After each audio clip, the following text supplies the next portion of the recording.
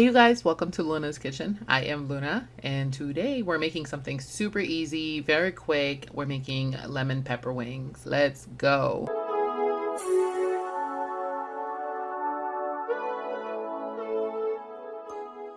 So to get started, we are going to clean our wing. Now, I like to protect my peace by not arguing with anyone about the merits of washing my meat. I will always wash my meat. I will always wash my chicken. Also, in addition to washing my meat, I believe in taking out those little white parts. Now, I don't know if this is a tradition followed throughout the entire country of Haiti. If this is something that you're from a different culture and you do as well, chime in. I would love to hear it in the comments as to why you do it. I know why we do it in my family is to remove that eggy smell from the egg, so I will always and forever remove that little white part.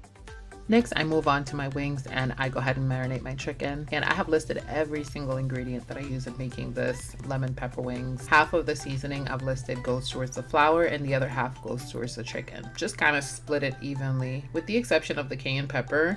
You can add cayenne pepper to your chicken, but I just added it to the flour. I added all my seasonings to the flour and I whisked the flour. I allowed my chicken to marinate for about 20 minutes. I didn't really have a long time, so I just did it for 20 minutes. But if you have more time and you have longer, go ahead and allow your chicken to marinate for a longer period of time. And the last thing that I do is I take a quarter of a lemon, squeeze it over my wings, and then I set it aside and I allow it to marinate. To be honest, because when I make chicken wings, I'm usually rushing and I want something quick. I don't normally allow them to rest on a rack, but today I did. So I'm just dredging my chicken in the flour and cornstarch mixture first, and then I dredge it in the eggs, then back in the flour mixture, then I allow it to rest on the rack. I allow the wings to rest long enough for me to bring up my frying oil to temperature. And then I go ahead and I fry my wings. Be careful not to overcrowd your pan as you watch me overcrowd my pan. Don't put so many wings, especially if you're using a small frying pan like me. Your wings are gonna become soggy. They're not gonna become crunchy. So I did go ahead and I did remove a few wings from the pan to allow more space and for the oil temperature to remain up, because I wanted my wings to be really crunchy, really well cooked.